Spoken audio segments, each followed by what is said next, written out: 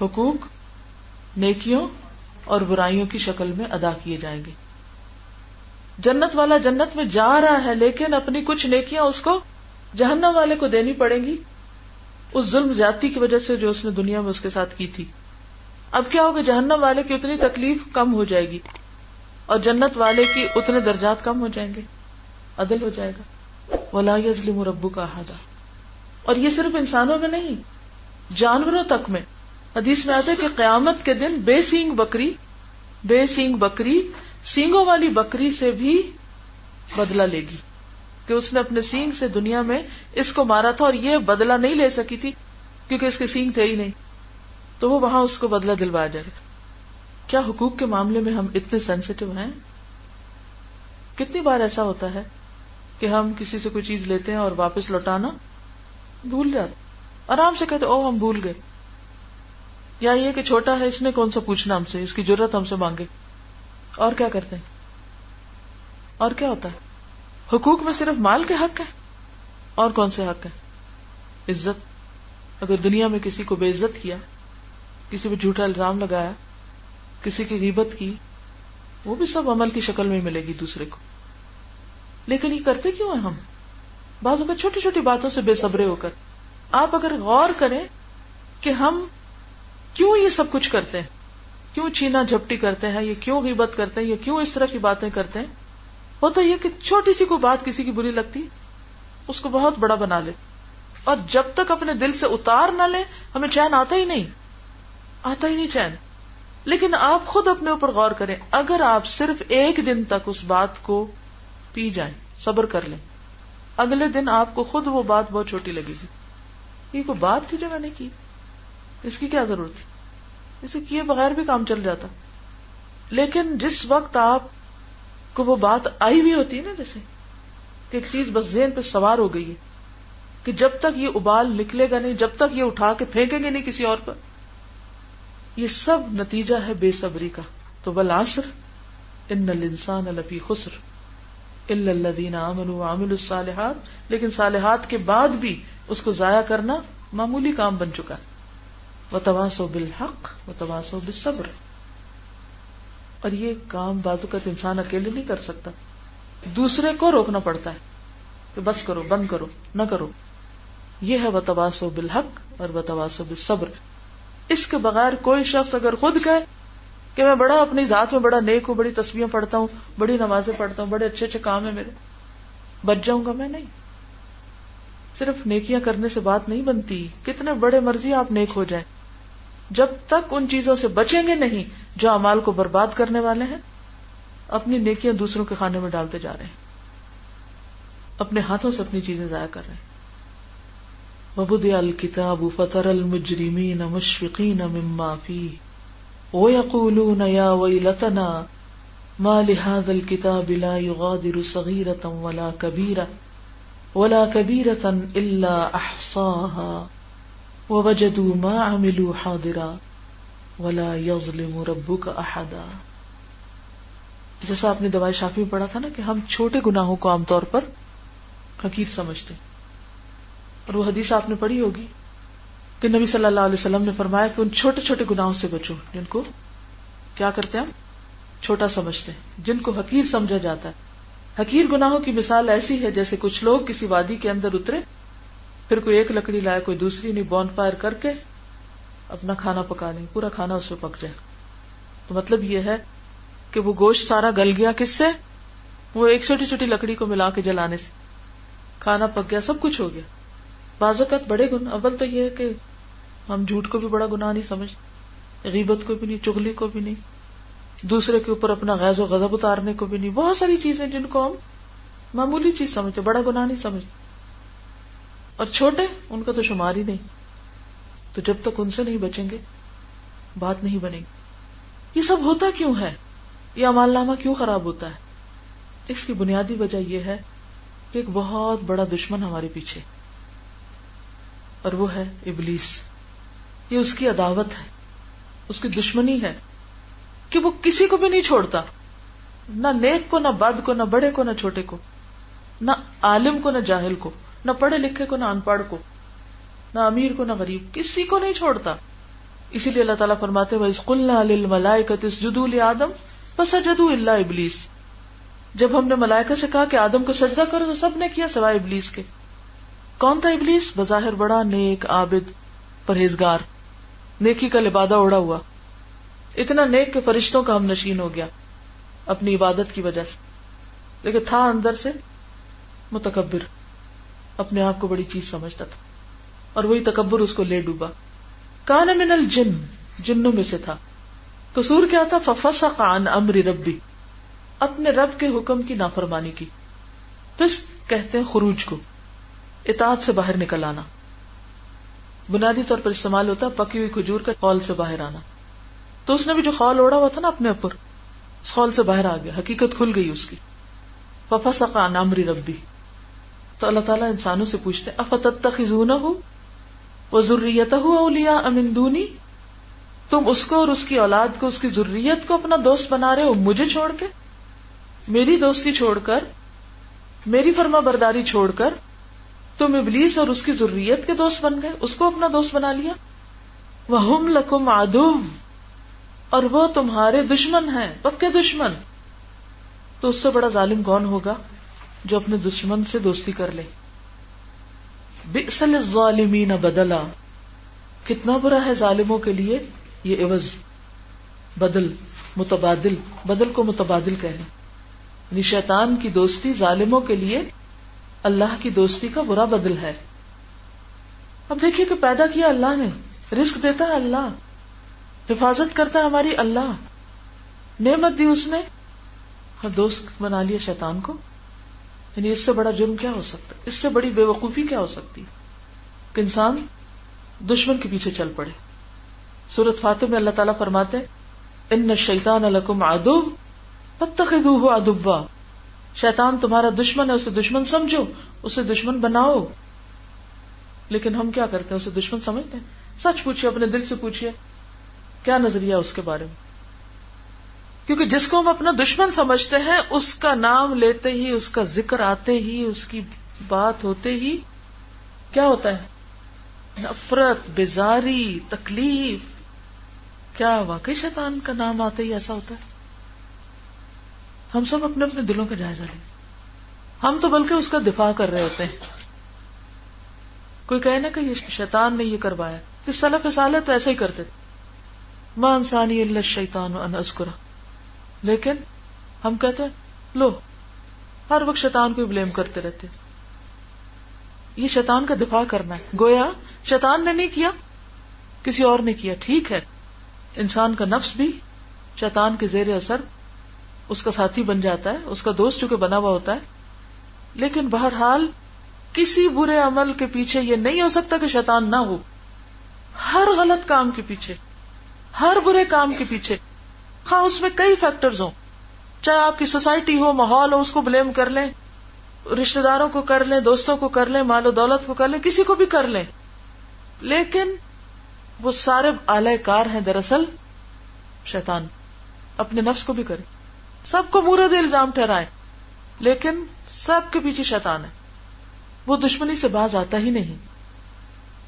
اور کتنی ہی قسمیں ہیں، ابلیس کی باقاعدہ اولاد ہے. اور حدیث میں مختلف شیطانوں کے نام بھی آتے ہیں، جیسے ولہان وضو اور نماز کے لیے ہے، اس طرح زمبور بازاروں میں جھوٹی قسمیں دلواتا ہے. یعنی مختلف اس نے اپنے چیلے یا اپنی اولاد میں مختلف لوگوں کو کام ڈیلیگیٹ کر رکھے ہیں. داشم جو ہے وہ گھر میں ساتھ داخل ہوتا ہے، لڑائی ڈلواتا ہے، کھانے میں شریک ہوتا ہے. آور جو ہے زنا پہ ابھارتا ہے. مقوس جو ہے جھوٹی بے اصل افواہیں پھیلاتا ہے. اس طرح اور بھی بہت سے نام ہیں اس کے. اور وہ ابلیس جو اپنا تخت کس پہ بچھاتا ہے؟ پانی پہ. پھر اپنے دستوں کو وہاں سے روانہ کرتا، اپنی فوجیں، کیونکہ فوجوں کا بھی ذکر آتا ہے نا، پیچھے بھی آپ نے سورۃ بنی اسرائیل میں پڑھا ہوگا. اور پھر وہ کیا کرتے ہیں؟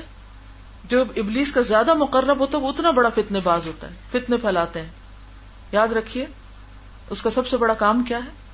فتنہ اندازی، فتنے ڈال. پھر واپس آتے ہیں رپورٹ لے کے شام کو، کوئی کہتا ہے میں نے یہ کیا، دوسرا کہتا ہے میں نے یہ کیا. ابلیس کہتا ہے کچھ بھی نہیں کیا تم نے، کوئی بڑا کام نہیں کیا. ہم تو اپنے بچوں کو نہ کرے جھوٹی تعریفیں کر کر کے بہت موٹا کر دیتے ہیں نفس کو.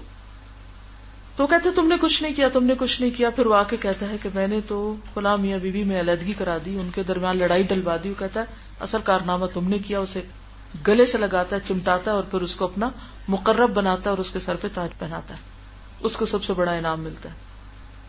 شیطان جو ہے بعضکم لبعض عدو، اس کا سب سے بڑا کام، چونکہ وہ ہمارا دشمن ہے، لہذا ہمارے دل میں بھی دشمنی کے بیج بوتا ہے. انسان کو انسان سے لڑانا شیطان کا سب سے دلچسپ مشغلہ ہے. چاہے میاں بیوی ہوں، چاہے بچے اور ماں باپ ہوں، بہن بھائی آپس میں ہوں. اخوان یوسف کے ساتھ کیا کیا تھا؟ کون تھا پیچھے؟ یوسف علیہ السلام نے کیا کہا تھا؟ شیطان نے میرے اور میرے بھائیوں کے درمیان یہ اختلاف ڈالا تھا. تو وہ چونکہ دشمن ہے، لہذا اس کو ٹھنڈک جب پڑتی ہے جب ہمارے دل میں وہ کسی کی بھی دشمنی کے بیج بو دیتا ہے، چاہے وہ ہمارے پیارے ہوں، چاہے ہمارے محسن ہوں، چاہے وہ ہمارے دوست ہوں، چاہے رشتہ دار ہوں، کوئی بھی ہو، کیونکہ اس کا سارا کام اس کے بعد ہوتا ہے. پھر اس کے لیے راہ ہموار ہو جاتی جب وہ لوگوں میں پھوٹ ڈال بیٹھتا ہے. مثلاً اگر ہسبینڈ وائف آپس میں بات چیت نہیں کر رہے تو کس کو فائدہ پہنچے گا؟ شیطان کو. کس طرح؟ ایک تو وہ یہ کرے گا اس کے دل میں اس کے خلاف، اس کے دل میں اس کے خلاف، کڑھن جلن. پھر کیا ہوگا آگے؟ ایک دوسرے کے لیے نفرت، عداوت. پھر گھر کا ماحول خراب، سارے بچے متاثر، پھر دو خاندان متاثر. دونوں اپنا اپنا کام ٹھیک نہیں کر سکتے، وہ اپنے کام پر پریشان، یہ اپنے کام میں پریشان. پھر اس کے بعد نمازوں میں کوئی یکسوئی نہیں. آپ کھڑے ہو نماز پڑھنے اور اگر آپ کے دل میں کوئی جلن ہے تو ہو سکتا ہی نہیں کہ وہ اٹھ کے نماز کی خشوع کا متاثر نہ کرے. پھر کوئی بھی نیکی کے کام میں دل ہی نہیں لگتا. پھر وہ ایک دوسرے کے خلاف مزید پلاننگ کریں گے. اچھا میں کس طرح اپنے آپ کو سیکیور کروں؟ عورت اپنے آپ کو سیکیور کرنے کے لیے گھر سے باہر نکل جائے گی، میں جا کے ذرا کوئی جاب کروں نا، میں اپنا پوزیشن مضبوط بناؤں. آج ہم نے یہی سوچا. اب آپ دیکھیں کہ آدمی تو جو کر رہے ہیں اس وقت خواتین کا فوکس کیا ہے؟ کیا پڑھنا، پڑھنے کے بعد کون سی جابز کی تلاش، اور ان جابز کی ڈیمانڈز کیا ہیں، اور ان جابز کے نتیجے میں کیا کیا سامنے آ رہا ہے.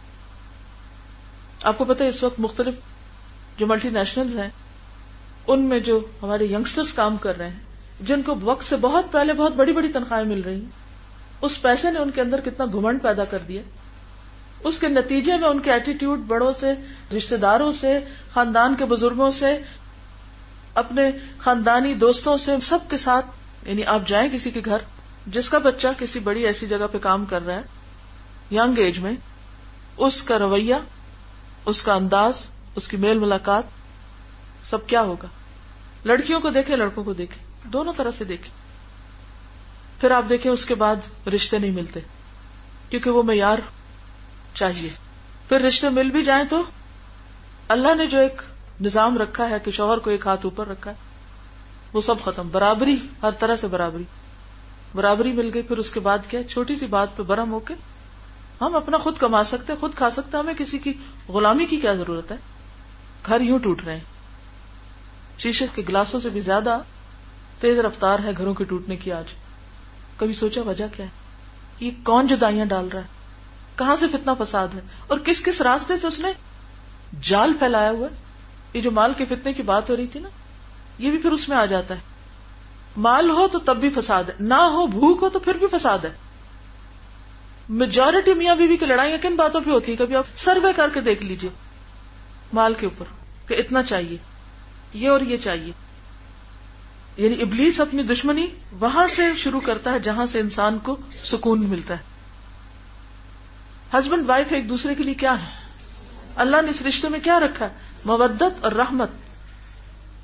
شیطان نے مختلف طریقوں کے ذریعے کیا کیا؟ اس مودت اور رحمت پر سب سے بڑی زد ڈالی. انسان کو سکون کی ضرورت تو ہے نا کہ نہیں؟ فطرت ضرورت ہے اس کی. جب گھر میں سکون نہیں، مرد کو اپنی بیوی سے سکون نہیں، کہاں ڈھونڈے گا سکون؟ جہاں ملے گا وہیں چلا جائے گا. نتیجہ کیا نکلے گا؟ عورت کو اگر سکون نہیں، اس کو بھی جہاں ملے گا وہ وہاں چلی جائے گی. نتیجہ کیا نکلے گا؟ بچوں کو جب دیکھتے ہیں ماں باپ یہ کر رہے ہیں تو وہ اپنے راستے نکالنے لگتے ہیں، وہ بھی کہیں اور سکون ڈھونڈنے لگتے ہیں. کہاں تک فساد جاتا ہے، کہاں تک بگاڑ جاتا ہے. گھر تو اس کا سب سے بڑا فوکس ہے. لیکن اس کو بطور مثال بھی لیں، اس میں شوہر اور بیوی کے علاوہ پھر آپ دیکھیں اور بھی بہت سے محبت کے رشتے ہوتے ہیں. دوستوں میں محبت، بہن بھائیوں کی محبت، خاندان کی محبت، خالہ ماموں چچا، یہ سارے محبت کے رشتے ہیں. آج آپ دیکھیں کس گھر میں یہ رشتے محبت کے رشتے رہ گئے. کوئی ایک گھرانہ مجھے بتا دیں جس میں کوئی یہ کہے کہ ان کے بڑوں میں خاندان برادری میں کوئی لڑائی فساد جھگڑا ہے ہی نہیں، سب آپس میں بڑی محبت سے ملتے ہیں. گھر گھر کے اندر فتنہ ہے، گھر گھر کے اندر کوئی اس بات پہ ناراض ہے، کوئی اس بات پہ ناراض. پھر اس کے بعد آپ دیکھیں حتیٰ کہ دین کا کام کرنے والوں کے دل آپس میں پھٹے ہوئے ہوتے ہیں. بظاہر دین کے لبادے اڑے ہوئے، قرآن پڑھا رہے ہیں، پڑھ رہے ہیں، بڑی بڑی خدمت کر رہے ہیں، اور آپس میں ایک دوسروں کے ساتھ نفرت، بغض، عداوت. ادھر کچھ کمائی کرتے ہیں، اس سے زیادہ صفائی کرتے ہیں. قرآن پڑھ کے یا پڑھا کے آپ اٹھیں اور جا کے آپ کسی کے بارے میں بری بلی باتیں کرنے لگے تو آپ نے اپنا کیا دھرا ضائع نہ کیا. حالانکہ اگر انسان دیکھے تو بات ہے کیا، کمزوری اپنی ہوتی ہے، ڈال دوسرے کے سر رہے ہوتے ہیں، غلطی اپنی ہوتی ہے، ڈھونڈ دوسرے میں رہے ہوتے ہیں، وجہ دوسرے کو بتاتے وہ سازش کر رہا ہے، وہ سازش کر رہا ہے. کبھی ہم ذرا سا ٹھہر کے سوچیں میرے میں کون سی کمی ہے کہ جس کی وجہ سے دوسرے کو سازش کا موقع مل گیا. اگر ہم اپنی غلطیاں دیکھنے لگ جائیں تو ہمیں دوسروں کے عیب بھول جائیں. لیکن اپنے آپ کو تو چونکہ ہم نیک سمجھتے ہیں نا، عقل مند سمجھدار سمجھتے ہیں، اپنی ہر غلطی کی جسٹیفیکیشن خوبصورت الفاظ میں موجود ہے ہمارے پاس، اور دوسروں کے ہر عیب کو ہم میگنیفائنگ گلاس سے دیکھتے ہیں. چھوٹی سی چیز بھی بہت بڑی نظر آتی. یہ سب کہاں سے، کس کی نظر سے دیکھتے ہیں، اور کس کے دل میں ڈالے ہوئے گمان اور خیال کی وجہ سے یہ سب کچھ ہوتا ہے. یہ وہی دشمن ہے. اور اللہ نے ڈے 1 کو بتا دیا تھا کہ ہم تمہیں زمین پہ اتار رہے ہیں، اور اب ہے بہت بڑا چیلنج، بعدکم لبعض عدو. شیطان تمہارا دشمن ہے، وہ تمہارے اندر بھی کیا ڈالے گا، دشمنی، اور پھر اس دشمنی کی وجہ سے انسان کا گلا کاٹے گا. فرشتوں نے بھی کیا کہا تھا، وہ یسفک الدماء، کیونکہ یہ آخری حد ہوتی ہے. آج بچے کے منہ پہ آتا ہے کل یو سے کم تو کوئی بات ہی نہیں ہے. اتنی بڑی خواہش ہے کہ مرنے بھی تلے ہوئے. ووکیبلری بھی یہی استعمال ہو رہی، یعنی کیا زبان پہ آ سکتا ہے کل یو جب تک کہ اندر نہ ہو کچھ. نفرت و عداوت کی انتہا ہے نا جو کل یو تک آ گئی بات. تو یہ سب کچھ کیا ہے. اب آپ سیکوینس آپ دیکھ لیجئے، اصحاب کہف کا کردار دیکھیے، اور اس کے بعد باغ والے کا حال دیکھیے، اور پھر وجہ یہاں درمیان میں بتا دی. یہاں اس کے آس پاس تقریباً سورت کا ایک طرح سے نصف ہونے لگتا ہے، اور پھر اس کے بعد آگے مزید 2 قصے آتے. ایک اور بات یہ کہ قرآن میں جیسے سورت کہف میں بھی قصے بتائے گئے نا، تو یہ قصے جو ہیں دراصل کیا ہیں، عبرت کے لیے. لیکن بیچ میں آخرت کا ذکر. حیرت ہوتی ہے نا کہ بات کوئی ہوتی ہے، ہر بات کے آخر میں آخرت آخرت آخرت. مقصد کیا ہے؟ کئی لوگ کہتے ہیں نا کہ قرآن میں کوئی سیکوینس نہیں نظر آتا، کیونکہ ہم تو جب کوئی سٹوری لکھتے ہیں تو کیسے لکھتے ہیں، کوئی بھی سٹوری آپ پڑھیں، کوئی کہانی آپ نے پڑھی ہو، جیسے سورۃ یوسف میں ہے مثلا، اس میں بھی آپ دیکھیں اسباق نہیں بھولے، صرف ضروری ڈیٹیلز ہیں. وہ بھی قصہ بنائے قصہ ہی نہیں، اس کا بھی مقصد ہے. تو یہ سورۃ الکہف کو اگر آپ ہر جگہ پڑھیں اور آپ غور کریں تو آپ دیکھیں گے کہ قصوں کے بیچ میں شدید انداز میں سبق دیا گیا ہے کہ دیکھو جب تک اپنی آخرت اور اس آگ کو یاد نہیں رکھو گے نا تو بچ نہیں سکتے، انجام بخیر نہیں ہو سکتا. اور دیکھو یہ تمہیں اس آگ میں لے جانے پہ کون تلا ہوا ہے، یہ ہے تمہارا دشمن، اور یہ عداوت ڈے 1 سے ہے اور آخرت تک رہے گی. تو تم اس کی باتیں مانو گے. اب کیسے، متبادل کیسے؟ ایک طرف اللہ تعالیٰ کے احکامات ہیں. اللہ تعالیٰ کے احکامات کیا ہیں؟ شوہر بیوی کے ساتھ، بیوی شوہر کے ساتھ کیا معاملہ کرے، والدین بچوں کے ساتھ یا بچے والدین کے ساتھ کیا کریں، ہمسایوں کے ساتھ کیسے کیا جائے، آپس میں ساتھیوں کے ساتھ کیا کیا جائے، ہے نا سب پتہ اللہ کی بات. اللہ نے تو یہ کہا. شیطان کیا کہتا ہے، کیا کرو ان سب کے ساتھ، وہ دل میں کیا ڈالتا ہے آ کے، نفرتیں، بدگمانیاں. ہم کس کی مانتے ہیں، اللہ کی یا اس کی؟ موسٹلی ہماری جو گفتگو ہوتی ہے یا جو ہمارے رویے ہوتے ہیں وہ دراصل کیا ہے، اس شیطان کے ڈالے ہوئے وسوسوں کی بنیاد پر، ان گمانوں پر جن میں سے اکثریت صحیح بھی نہیں ہوتی. کیونکہ پہلا کام وسوسہ اندازی کرتا ہے، پھر اس کے بعد وہ دوسروں کے اندر بھی جا کے وسوسے ڈالتا ہے. یہ نہیں ہوتا صرف ہم میں ڈالتا ہے، دوسروں میں بھی ڈالتا ہے. پھر کیا کہتا ہے، ان 2 وسوسہ والوں کو ملا دیتا ہے. پھر ان وسوسوں کو ہوا دے کے آگ بھڑکاتا ہے، اور اس کے نتیجے میں انسان سب کچھ بھول جاتا ہے. نماز پڑھ رہے ہیں تو نماز بھولی بھی ہے، عبادت بھولی، زندگی کا مقصد، مشن، سب کچھ بھلوا دیتا ہے. ایسی آندھی چلتی ہے کہ ہر چیز پس منظر میں چلی جاتی. چھوٹی چھوٹی باتوں پہ آپ نے دیکھا کہ لوگ غضبناک ہو کر بیویوں کو گھر سے دھکے دے کے نکال دیتے، بھول جاتے ہیں کہ اس کا انجام کیا ہوگا. اینڈ وائس ورسا، چھوٹی چھوٹی باتوں پہ پیک اینڈ گو. تو جب تک ابلیس کی عداوت کو نہیں سمجھیں گے اس وقت تک اس انجام سے بچ نہیں سکیں گے جس سے اللہ تعالیٰ ہمیں بچانا چاہتا ہے.